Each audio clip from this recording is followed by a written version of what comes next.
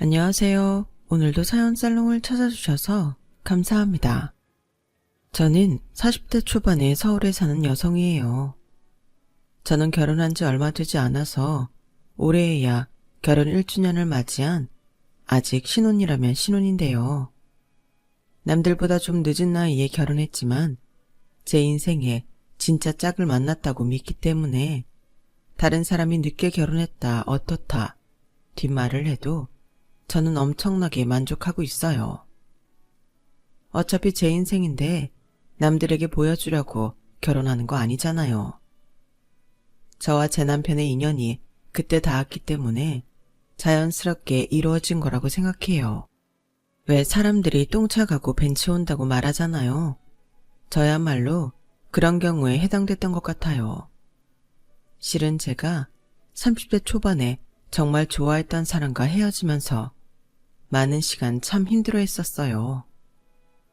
그런데 그 사람은 헤어져야 했던 게 맞나 봐요. 이렇게 좋은 남편을 만난 걸 보면 말이죠. 오늘은 바로 제가 30대 초반에 겪었던 남친의 어머니 이야기를 여러분들에게 들려드리려고 사연 신청을 했어요. 저의 부모님은 같이 사업을 하셔서 부자들이 많이 간다는 명품 편집샵들을 운영하셨어요. 그리고 노년에 접어드시면서 편집샵을 냈던 건물 중 2개를 구입하실 정도로 재정적으로 풍요로우셨어요. 엄마는 그중 한 곳 근처에 브런치 카페를 내신다며 제가 운영을 해보면 어떠냐고 하시더라고요. 경서 너도 회사 다니는 것보다는 사업하는 게 좋다고 했잖아. 우리는 네가 편집샵을 물려받아도 좋은데 네가 외식 사업에 관심이 있다고 했으니 한번 해봐.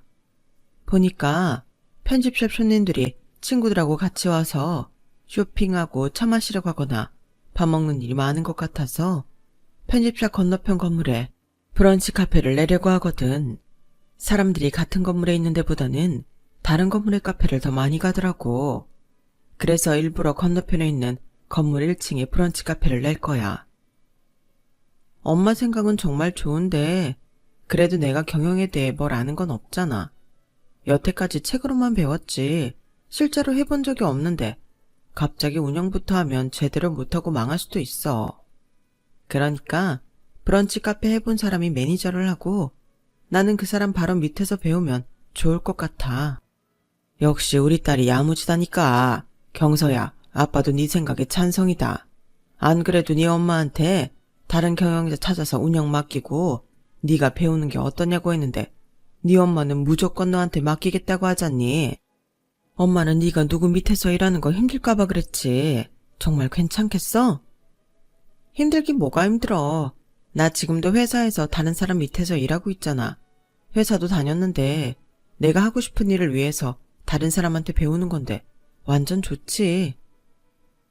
그렇게 저는 엄마가 내시는 브런치 카페에서 일하게 됐어요. 매니저는 유명한 레스토랑에서 일했던 사람을 스카우트했고요. 저는 그 사람 밑에서 홀과 주방을 어떻게 통제하고 직원들을 어떻게 대해야 하는지 배우면서 홀 바닥을 걸레질하는 일부터 시작했어요. 제가 이 카페의 사장인 엄마 딸이라는 걸 알면 직원들이 불편해할까봐 알리지도 않았죠. 홀 매니저는 제가 사장의 딸이라는 걸 알고 있었고요. 저는 사실 부모님이 어떤 분들인지 알리는 걸 꺼려했어요. 어릴 때부터 보면 순수하게 저와 사귀려 하기보다는 저희 집 돈을 보고 저를 이용하려는 사람들이 더 많았거든요. 저뿐만 아니라 부모님과 오빠 주변에도 호시탐탐 어떻게든 돈을 뜯어내려는 사람들이 많아서 더 경계하게 됐던 것 같아요. 물론 중고등학교 때 친구들은 저희 부모님이 어떤 일을 하고 있는지 알고 있었고요. 크면서 만나는 사람들 중에는 순수하게 저를 봐주는 사람이 별로 없어서 상처도 많이 받았어요. 제가 돈 많은 집 딸이라고 무조건 사치스럽거나 고생도 안 해보고 컸을 거라며 함부로 말하는 사람들도 많았거든요. 아무튼 이런저런 이유로 저는 되도록 부모님 하시는 일이나 저희 집에 대해 말을 하지 않는 게 몸에 뱄죠. 저희 부모님은 진짜 부자일수록 성실하고 사람들한테 친절한 법이라며 저희 교육도 철저히 시키셨어요. 그래서 무슨 일을 하든 누구를 만나든 예의범절을 잘 지키려고 노력했고요. 이건 제 멋대로 생각일지 모르지만 저나 저희 집 가족들이 그렇게 나쁜 짓을 하면서 살지 않았기 때문에 저의 경제적 능력만 보려고 했던 전남친 집안과 이어지지 않은 것 같아서 다행으로 생각하고 있어요. 전남친은 저희 브런치 카페가 오픈하고 얼마 안 돼서부터 자주 오던 단골이었어요. 저희 카페는 아주 일찍 오픈했기 때문에 제가 새벽에 제일 먼저 나와서 간판을 내놓고 바닥을 닦고 카운터 볼 준비를 했거든요. 남친은 출근길에 가끔 홀 바닥을 닦는 저와 마주쳤고 어느 순간부터는 서로 눈인사를 하게 됐어요.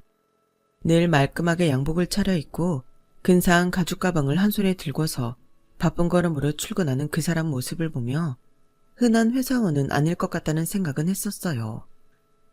그 시간은 출근 시간대도 아니었고 일반 회사원보다 훨씬 틀에 딱 맞춘 것처럼 차려입고 다녔거든요. 저희 카페는 저녁 시간이 시작되기 전 문을 닫았는데 그 즈음에도 바쁜 걸음으로 바깥을 왔다 갔다 하는 모습도 봤고요. 그래서 저는 근처 벤처기업들 중 어디 한 군데를 운영하는 사람일 수도 있겠다고 생각했어요. 한 번은 저희 카페가 마지막 주문을 받고 막 마감을 했는데 그 사람이 헐레벌떡 들어오더라고요. 죄송한데 지금 식사 안 되나요?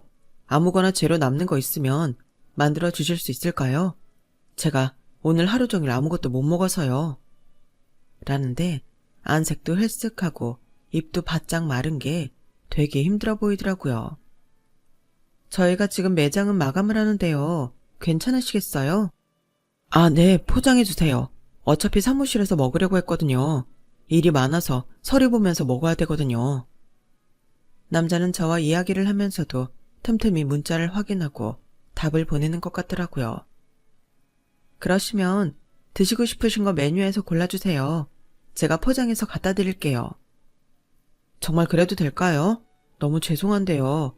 그럼 제가 음식값을 더 낼게요. 아니에요, 괜찮아요. 그냥 음식값만 주세요.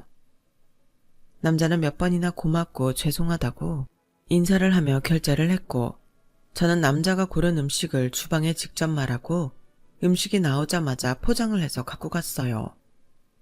남자 사무실을 가보니 그 사람은 큰 로펌의 변호사였어요. 그리 크지 않은 사무실에 서류가 잔뜩 쌓여 있는데 책상에 앉아서 일을 하느라 정신이 없더라고요. 어휴, 제가 하마터면 못 알아볼 뻔했네요. 정말 감사합니다. 이쪽으로 주세요. 맛있게 먹을게요. 혹시 나중에도 드시고 싶은 게 있으시면 미리 연락만 주세요. 저희가 배달은 안 하는데 손님은 워낙 단골이시기도 하니까요.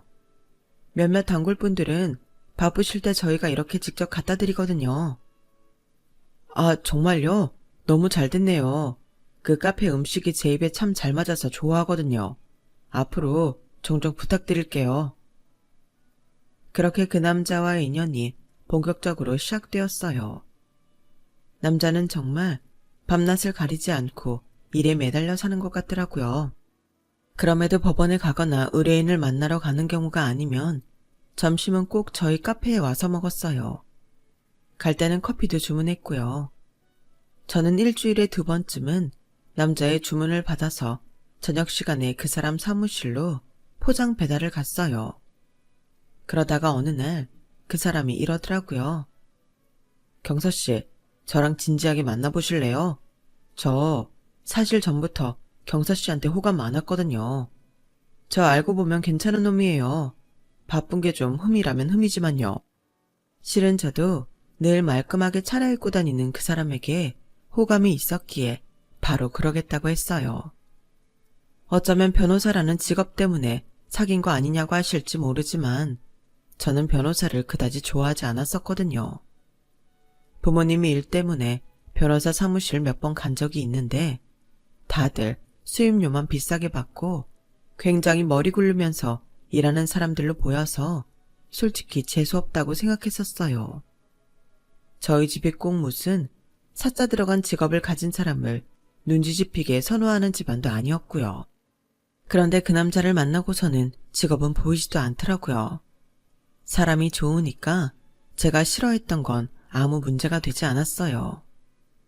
저는 사귀면서 몇 번이고 제가 그냥 카페 직원이 아니라 사장인 엄마 딸이고 근처 건물의 건물주가 부모님이라고 말하려고 했지만 좀처럼 입이 떨어지지 않았어요. 한편으로는 사귀다가 헤어질 수도 있는데 괜히 내가 잘 사는 걸 떠벌리게 되는 것 같아서 주저한 것도 있고요. 그런데 헤어지기는커녕 저희는 서로를 너무 좋아하게 됐고 결국 결혼을 약속하는 사이로 발전하게 됐어요. 결혼하자고 말은 했지만 남친은 너무 바쁜 사람인지라 저희 카페에서 얼굴 보는 게 다인 날이 더 많았죠. 그럼에도 어떻게 날짜를 잡아서 양쪽 집안에 인사부터 드리자고 했어요. 제가 남친 집에 먼저 가겠다고 해서 날짜를 조율하고 있었는데 오후에 갑자기 남친이 카페로 찾아왔어요. 오늘 저녁에 시간 좀 내줘. 엄마가 경서 보고 싶다고 이 근처로 오시겠대. 괜찮지? 응? 좀 당황스럽긴 한데 오신다는데 어떻게 안 뵐 수 있어. 알았어. 이따 갈게. 어디로 가면 돼? 그렇게 저는 아무 준비도 하지 못한 채로 남친의 어머니를 만나러 약속 장소로 나갔어요. 남친의 아버지는 몇 년 전 돌아가셨고 지금은 어머니랑 남친 둘이서만 같이 산다고 했어요. 형네 부부가 집에서 10분 거리에 있는 곳에 살고 있고요. 남친의 형과 형수는 같이 대기업에 다닌다고 하더라고요. 저는 오빠가 증권회사 다닌다는 것 외에 부모님이 건물주이고 편집샵을 여러 개 운영한다는 말을 오늘 할지 다음에 할지 머릿속으로 생각하고 있었어요. 그런데 남친 어머니를 보자마자 긴장해서인지 아무것도 생각이 나지 않더라고요. 남친 어머니는 정말 화려한 분이었어요. 옷차림뿐 아니라 가방이나 귀걸이, 반지, 목걸이 이런 거 전부 시선이 저절로 쏠릴 정도로 눈에 띄는 걸 했더라고요. 저는 얼떨떨한 상태로 남친이 소개하자마자 인사를 했어요. 안녕하세요, 어머니. 저 박경서라고 해요. 처음 뵙겠습니다. 우리 상준이가 그렇게 좋아하는 여자가 아가씨구나. 그래요, 앉아봐요. 상준아, 우리 음식 시켜야지. 여기 뭘 잘하니? 주방장 추천 음식 같은 게 잘 나오려나? 라며 메뉴판을 보는데 인상이 까다로워 보여서 어째 제 가슴이 턱 막히는 기분이었어요. 세상에, 우리 상준이가 여자 보기를 돌처럼 하는 줄 알았거든. 여기저기서 선짜리 들어와도 꿈쩍도 안 하던 애야. 근데 아가씨 좋다고 바로 결혼까지 한다니 내가 집에 오는 날을 기다리고 있을 수가 있어야 말이지. 그래서 내가 오늘 좀 보겠다고 했어. 괜찮지? 네, 괜찮아요. 그래, 내가 원래 말 돌려서 잘못하고 성격도 급해서 바로 물어볼게. 아가씨 직업이 뭐야? 저는 상준 오빠 사무실 근처에 있는 브런치 카페에서 일해요. 순간 남친 어머니 표정이 팍 굳는 게 보였어요. 저는 가슴이 철렁했죠. 제 직업이 영 아니다 싶구나 하고 걱정이 됐거든요. 남친은 변명을 하는 것처럼 제 말에 덧붙였어요. 엄마, 요즘은 레스토랑들도 다 카페라고 많이 불러. 브런치 카페라고. 이 근처에서는 고급스럽고 음식도 잘해서 인기 되게 많은 데야. 그럼 그 고급스럽고 음식 잘하는 브런치 먼지에서 아가씨가 하는 일은 뭔데? 거기 사장이야?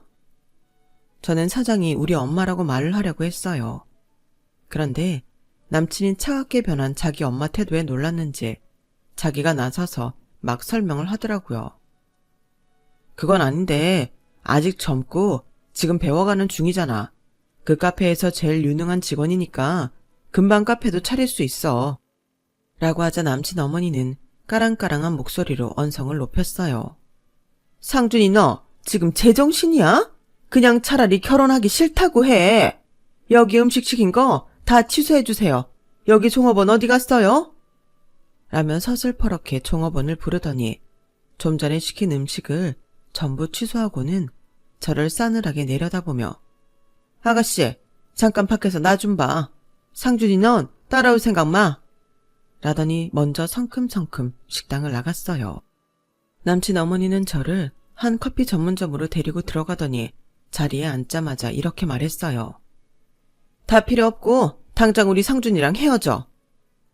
어머니, 잠깐 진정하시고 제 이야기를 먼저. 나 얘기 더 듣고 싶지도 않아.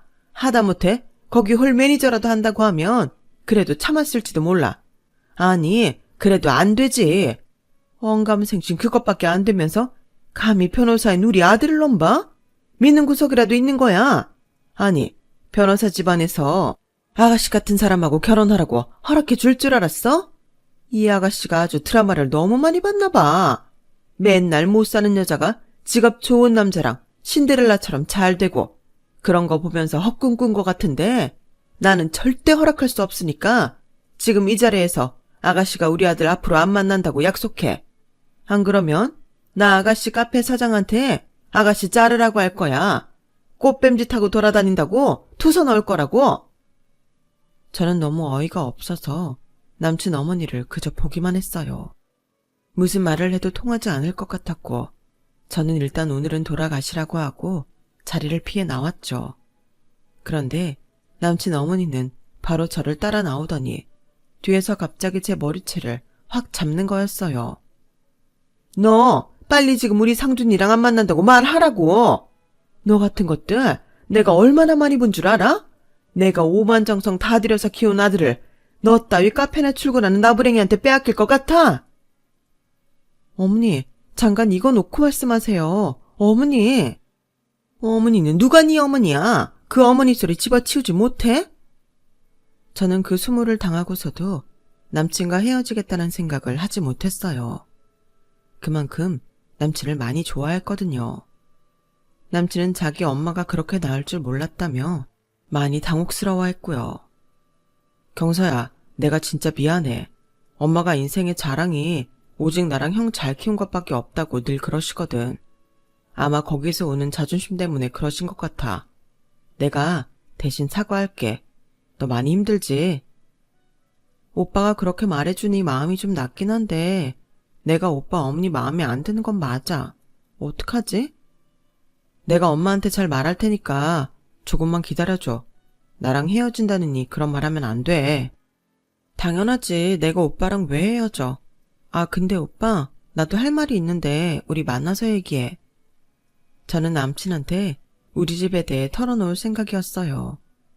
그래서 남친이 바쁘지 않은 날로 약속을 잡고 어떻게 말을 꺼낼지 고민하고 있었는데 남친 어머니가 브런치 카페 앞까지 찾아왔어요. 손가락으로 까딱까딱 나오라는 신용을 해서 나갔더니 내가 그래도 아가씨 아는 사람들 앞에서 망신당할까봐 밖에서 보자고 하는 거니까 잔말 말고 따라와. 라며 무작정 앞장서서 횡단보도를 건너더라고요. 그러더니 길거리에서 팔짱을 끼고서 저한테 이러는 거였어요.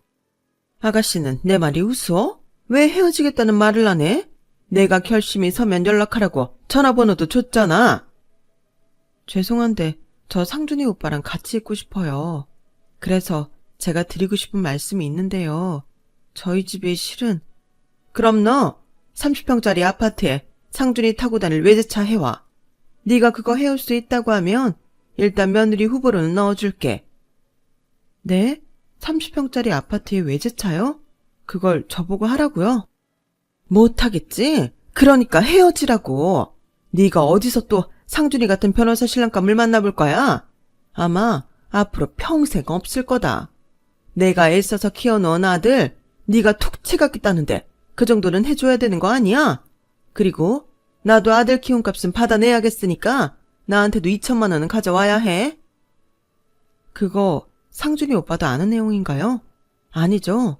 어머님 이러시는 거 상준 오빠가 알면 좋아하지 않을 거예요. 그러니 지금 말씀은 제가 못 들은 걸로 하겠습니다. 저 상준 오빠랑 잘 살고 싶어요.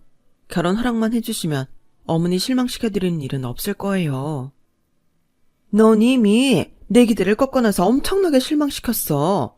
그런데 내가 그런 것도 못 받으면 왜 널 받아들여야 되니? 내 입장도 생각해봐. 내가 아들을 둘 낳아서 키우는 동안 아무 꿈도 없었을 것 같아? 걔들 잘나게 키워서 잘난 며느리 보고 그 덕에 나도 잘 살아야 내가 그동안의 고생이 보람이 있지. 너 같은 거 며느리로 들이자고 내가 그런 짓거리를 했겠어?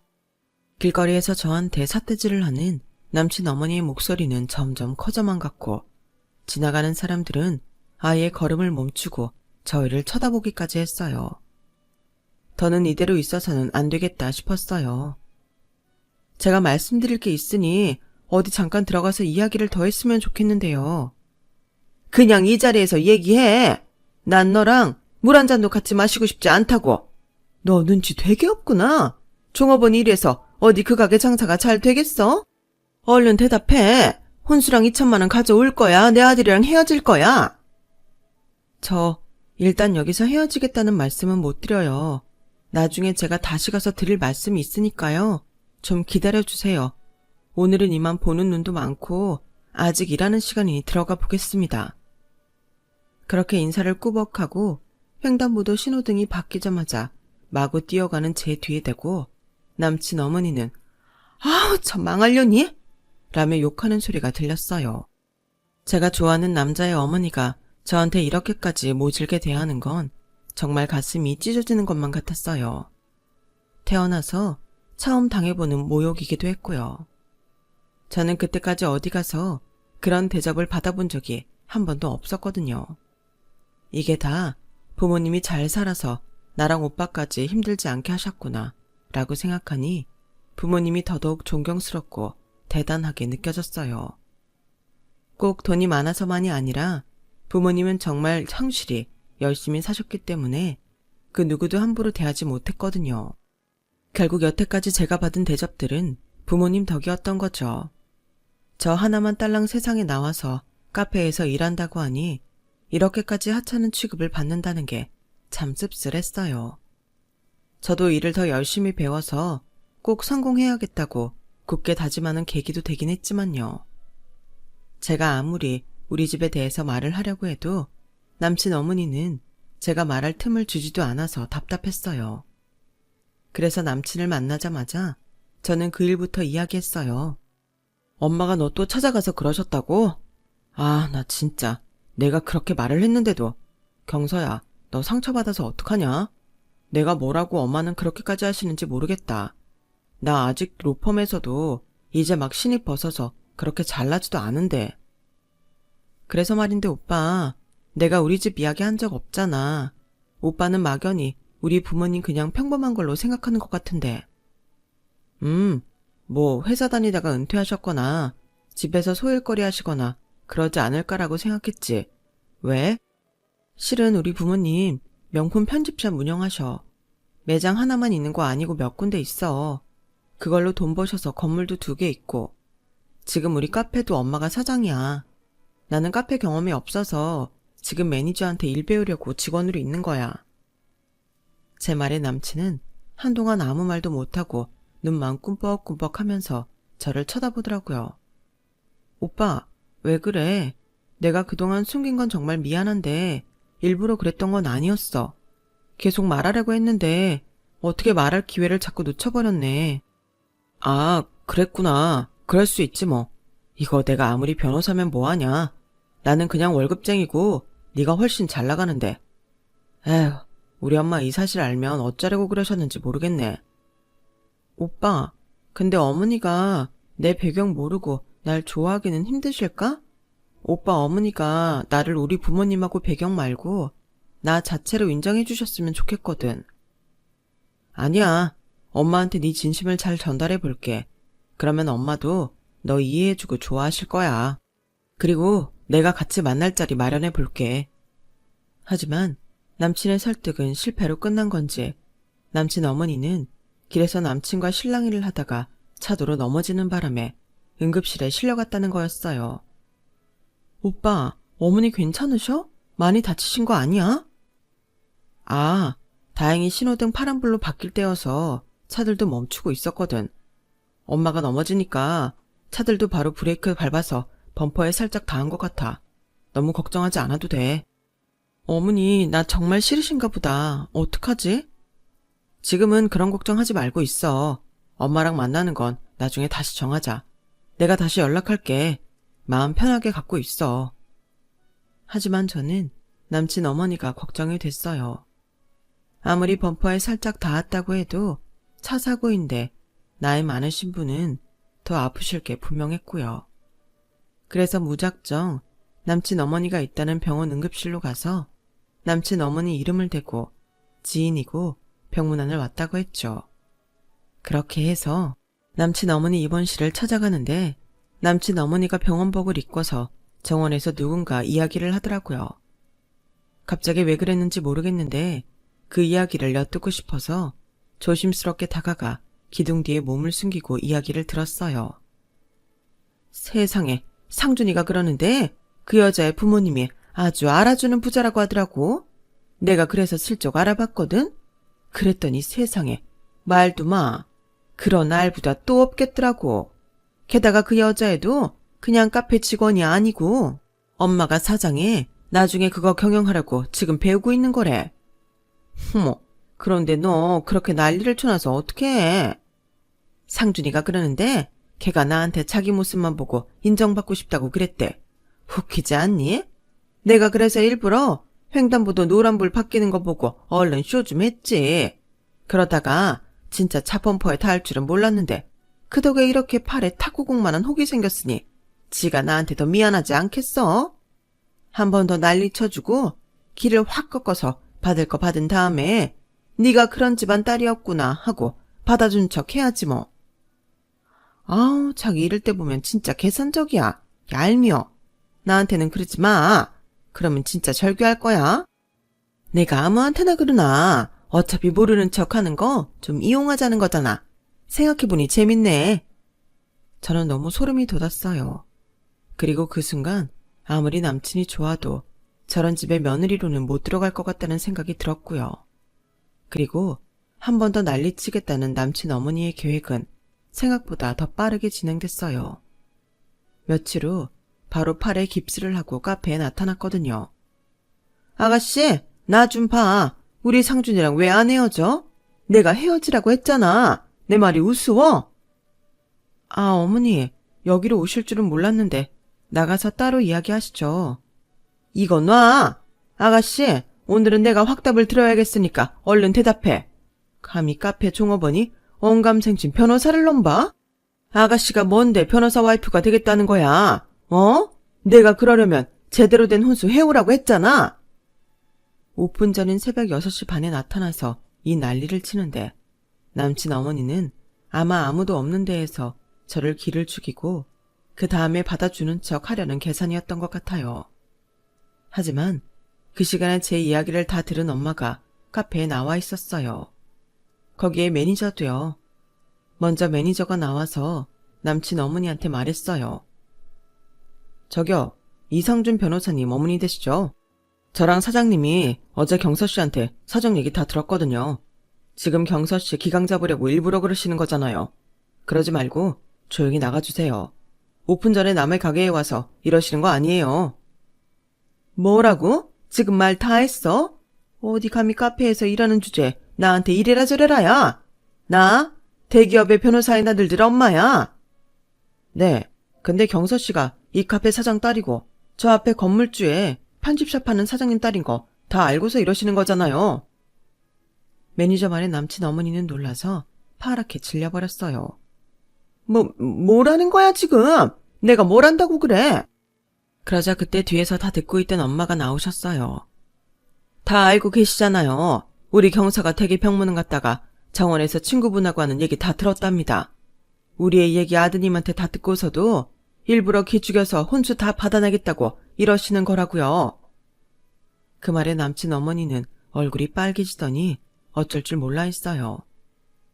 저 어머니 병문안 갔었어요. 걱정돼서요.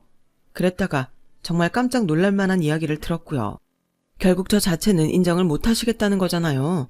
우리 집안 재량만 이용하시려고 하는 그 모습 보고 저 결심했어요. 말씀하신 대로 오빠랑 헤어질게요. 제 말에 남친 어머니는 화들짝 놀라며 저를 쳐다봤어요. 아니, 갑자기 왜? 너 죽어도 안 헤어질 것처럼 그랬잖아. 근데 왜 이제 와서 헤어진다는 거야? 왜겠어요? 대기 하는 짓을 보니 딱 사이즈 나오잖아요. 안 그래도 우리 애들 우리 집 재산만 보고 어떻게든 돈 빼먹으려는 인간들한테 상처 많이 받았어요. 그런데 시어머니 될 사람이 딱 그러고 있는데 어떻게 결혼을 하겠습니까? 아무리 당사자들끼리 좋아도 이런 결혼은 결국 불행하지 않겠어요? 그리고 제가 이 일을 알게 된 이상 결혼 절대 안 됩니다. 그런 줄 알고 돌아가세요. 어머니, 그동안 저 못마땅한데 보고 참으시느라 고생하셨어요. 이제 그러실 일 없을 거예요. 안녕히 돌아가세요. 제 말에 남친 어머니는 갑자기 제 손을 덥석 잡았어요. 예, 경서야. 아가, 네가 마음이 많이 상해서 그런가 본데 이런 일은 그렇게 즉흥적으로 정하는 거 아니야. 사부인도 그래요. 결혼이라는 문제는 신중해야 되잖아요. 저 처음부터 경서 받아줄 생각이었어요. 그래도 며느리 교육이라는 게 있잖아요. 그게 좀 심했다고 생각된다면 제가 사과할게요. 미안하다, 경서야. 며느리 교육이라는 게 30평짜리 아파트에 외제차에 현금 2천만 원 가져오라는 겁니까? 그리고 누가 누구 사부인이에요? 아주머니, 저 상준 오빠랑 헤어지기로 했어요. 그 마음 안 변해요. 상준 오빠도 그러기로 했고요. 아주머니께서 일부러 횡단보도 노란불 바뀌는 거 보고 차도로 넘어지는 척 연기했다는 말에 자기도 부끄러워서 결혼 못하겠다고 했어요. 그러니까 더 긴 말 안 할게요. 안녕히 돌아가세요. 어머, 얘, 경서야, 며느라. 아니야, 이러지 마. 사람이 한 번 실수했다고 어떻게 이렇게 매몰차게 그러니? 사부인, 제가 실수했어요. 사과드릴게요. 몰라봬서 정말 죄송합니다. 아주머니, 지금 되게 구차한 거 아시죠? 저 오빠 부를게요. 저는 바로 남친한테 전화를 해서 엄마를 모셔가라고 했고, 남친은 창피함에 저와 매니저, 그리고 엄마한테 고개도 못 들고 너무너무 실례했다고 하더니 자기 엄마를 데리고 밖으로 나갔어요. 남친 어머니는 거리에서 아주 떠나가라 소리를 지르며 남친한테 질질 끌려갔어요. 아우, 저 건물의 저 명품샵이 내 건데. 저와 남친은 그렇게 헤어지게 됐어요. 남친도 자기 엄마 등살에 제가 불행할 것 같다며 어쩔 수 없이 이별을 선택했죠. 저와 헤어지고 얼마 안 돼서 남친은 직장을 다른 데로 옮겼어요. 그리고 영영 저와는 다시 부딪히지 않게 됐네요. 남친은 그 후에 집을 나와서 엄마와 연락을 끊고 혼자 산다고 들었어요. 그 일이 있고 저도 한동안은 상처가 커서 아무도 안 만나고 일만 열심히 하며 지냈는데요. 그러다가 회사원인 지금의 남편을 만나게 됐고 너무 따뜻하고 진국에 의리 있는 이 남자한테 반해서 작년에 결혼까지 하게 됐네요. 아픔을 잊는 데 시간은 좀 걸렸지만 그래도 너무 좋은 남편의 시댁을 만나서 지금은 행복하게 잘 살고 있답니다. 제 이야기는 여기까지예요. 들어주신 모든 분들 행복하시고 건강하세요. 감사합니다. 여러분, 사연 댓글에 응원과 현명한 조언 부탁드려요. 좋아요와 구독은 저에게 큰 힘이 됩니다. 오늘도 좋은 일 가득하세요.